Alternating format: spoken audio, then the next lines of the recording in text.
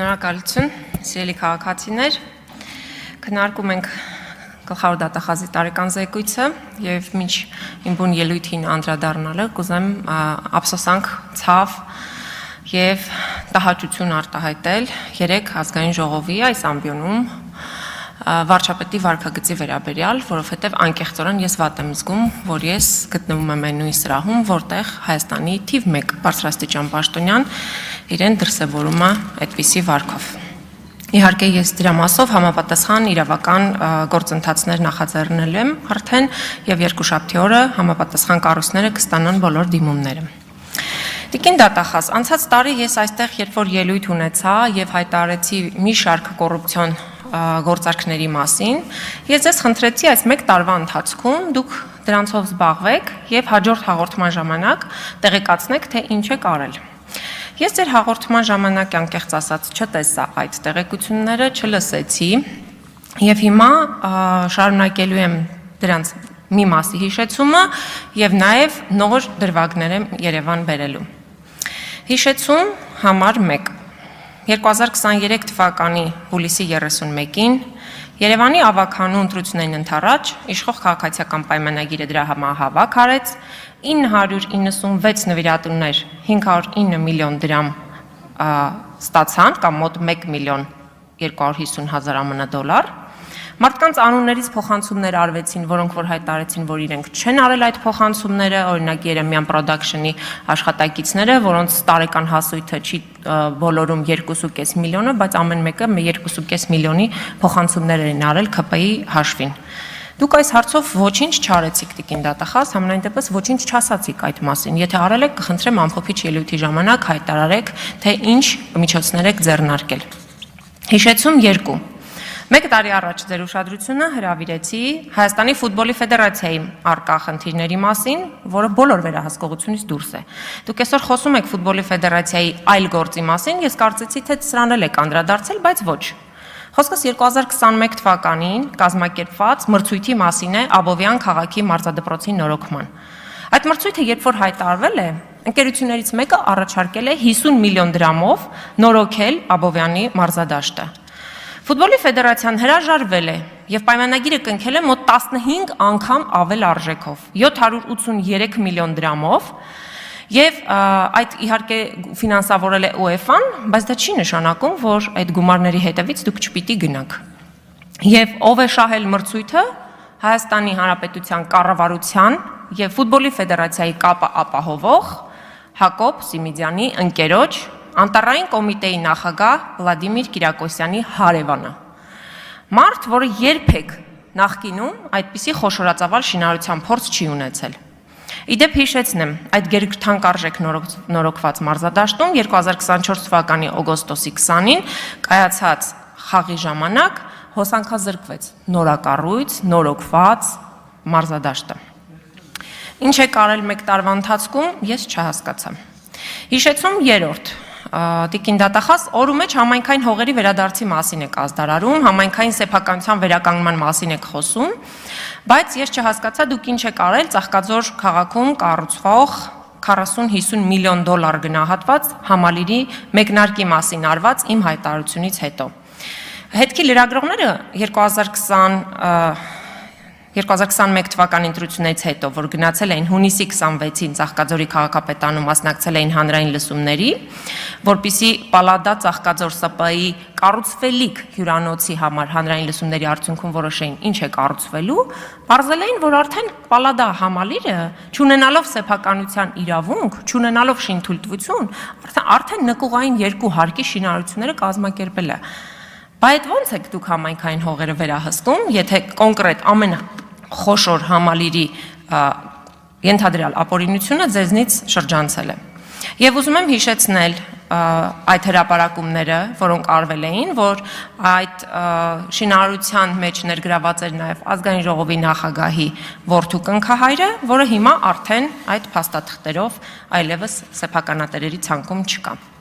Հիշեցում 4 Ես ձեզ նաև հանձնաժողովի նիստի ժամանակ հիշեցրեցի։ Նախկին վարչապետ Հովիկ Աբրահամյանի տան արգելանքը ով հանեց, երբ հանեց ինչպես վաճառվեց Հովիկ Աբրահամյանի արգելանքի տակ գտնվող գույքը։ Ինչ հանգամանքներում 2022-ից քննում եք այս գործը։ Պարզա չէ, ստորագրել են մարդիկ, ովքեր որ հանել են արգելանքից։ Արգելանքի տակ գտնվող գույքը մի գիշերում վաճառեցին իշխանական սիրելի գործարար Նարեկ Նալբանդյանին։ Այս առեղծվածը բա ինչքան ժամանակ պիտի բացահայտվի։ Հիմա արդեն ավելի նոր գործերի մասին, հանրային հաշվետվողականության մասին շատ է խոսում Նիկոլ Փաշինյանի թիմակիցները, մարդիկ, որոնք գալիս էին մերժելու թալանը, մերժելու բյուջետային մսխումները եւ մարդկանց պարտադրում են իրենց 50-100 դրամները հայտարարել, բայց իրենք հաշվետվություն չեն տալիս, ինչպես են ծախսում պետբյուջեի գումարները։ Տեղեկանք համար 1 Ուզում եմ ասեմ, որ մեկ ամբողջ օր ուսումնասիրել եմ ազգային ժողովի կայքը, տարբեր կայքերով, ընդ որում պետական մյուս ֆիննախ, պետեկամուտների կոմիտե, որպեսզի հասկանամ, օրինակ, ինչպիսի արդյունավետությամբ են ծախսվում գումարները հենց այստեղ, այս շենքում։ Եվ հետաքրքիր բաներ եմ բացահայտել։ Հիմա ես ցույց կտամ մի լուսանկար, սա Վիետնամի պատվիրակությունն է Հայաստանում։ Այս պատվիրակության մեջ ոնց նայեք, մի 3 նկար եմ տպագրել, ոնց նայենք, մեկ տասնյակից ավել մարդ չկա։ Ուրեմն նայում եմ Զվարթնոց միջազգային օդանավակայաններին, այս այցի առիթով ազգային ժողովը կազմակերպել է դիմավորում ուշադրություն 133 անձի համար։ Այդ մարդիկ, ովքեր որ եկել են, որևէ մեկը այս պաշտոնական պատվիրակության լուսանկարներում չկան։ Հա, 133 հոգի, հա։ Մի ընդհատեք, Տիկին Թովմասյանն է խոսում, բայց Տիկին Թովմասյան։ Ես դրանք բարձրաձայնում եմ, որպեսզի բարձրվեն։ Տիկին Թովմասյան, այնուամենայնիվ իրոք շատ մեծ կազմով են մեր գործընկերները եկել, 100 աննախադեպ 131 թե 132 հոգի։ Բայց գործընկերները որտեղ էին այդ 133 հոգին, ոչ միտեղ։ Տիկին Թովմասյան, դուք, պարոն Եղան, լրություն, դուք եւ ձեր թերթը ժամը 1 ինձ եւ ազգային ժողովին հարցում եք ուղարկում, սկսած թե ինչի է աղմուկում գետը հարցից։ Հարցում ուղարկեք, բոլոր հարցերին պատասխանը ստանում եք։ Կարող եք Վիետնամի գործընկերներին մենք հնարել էինք։ Ես խնդրում եմ իմ ժամանակը վերականգնեք, որովհետև դուք խաղ։ Չեմ վերականգնում, բայց ես չեմ ընդհատի, վերջացրեք ձեր ելույթը։ Չէ, դուք ընդհատեցիք իմ ելույթը, դուք վերականգնեք, որովհետև ես շարունակում եմ իմ խոսքը, բայց ամենահետաքրքիրը այստեղ այդ պատմությունն էլ չի ավարտվում։ 133 հոգի եկել են, 144 հոգի գնացել են։ Ովքեր են ավելացել, ես տենց էլ չիմացա։ Այսինքն այս սրա մասին է խոսքը, որ հանրային հաշվետվողականություն չկա։ Ընդ որում այս փաստաթղթերը որևէ տեղ ազգային ժողովի որևէ հաշվետվության համար նախատեսված կայքերում չկան, ուղղակի տեղադրված չեն։ Բայց գտա նաև հետաքրքիր գնումներ, օրինակ մանկան խանութի սրահից, որ մանկան խանութ սրահից ազգային ժողովը պարբերաբար գնումներ է իրականացնում ազգային ժողովի կարիքների համար այդ վերնագրի ներքո, օրորոցային շնիկ խաղալիք, սեղան, սեղանի հավաքածու, խաղալիք տիկնիկ եւ այլ այսպիսի ազգային ժողովի կարիքների համար արված գնումներ։ Ու էլի չկա որևէ թափանցիկություն, այս գնումներում համար են արվում, որ երեխաներին են նվիրվում, ինչ առաջնահերթությամբ են դրանք տրվում այս կամ այն երեխային եւ ով է ընտրում։ Հաջորդը շատ հետաքրքիր մի դրվագի հանդիպեցի 47 դիզայն ՍՊԸ-ն, որի տնօրենը պարոն Սիմոնյան ձեր ընկերն է Արսեն Մելիքսեթյանը,